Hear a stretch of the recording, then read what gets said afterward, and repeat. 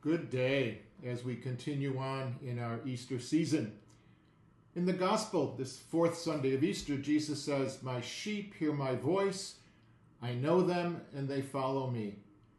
It sounds simple, it sounds gentle, but it raises the difficult question, whose voice are we actually following? We live in such a world saturated with so many voices. News cycles speak with urgency. Social media speaks with certainty. Political voices claim authority.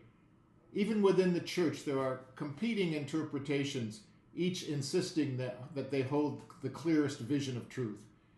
The volume is constant. The tone is often absolute. And beneath all of that noise, the voice of Christ is different. It's not a shout. It does not coerce.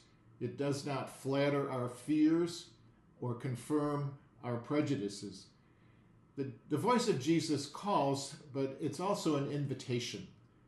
It's challenging without humiliating. It unsettles, but in a way that leads towards peace, not agitation. Jesus' voice asks for trust, not because it overpowers us, but because it knows us. So the real struggle may not be that God is silent.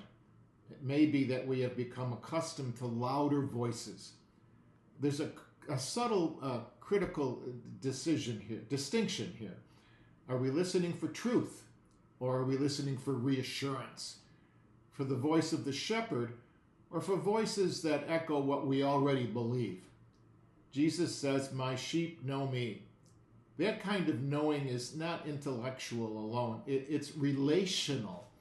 It's formed over time through prayer, through scripture, through silence, through a life that gradually becomes attuned to God's way of seeing and loving. In that sense, discernment today is not simply about choosing between right and wrong voices. It's about cultivating the capacity to recognize Christ's voice at all. And perhaps that leads to a more honest question for us. Are we struggling to hear the voice of Christ? Or have we filled our lives so completely with other voices that we no longer make space to listen? The shepherd is still speaking. The question is whether we are becoming the kind of listeners who can truly hear our God speak to us through Christ. Have a peaceful week.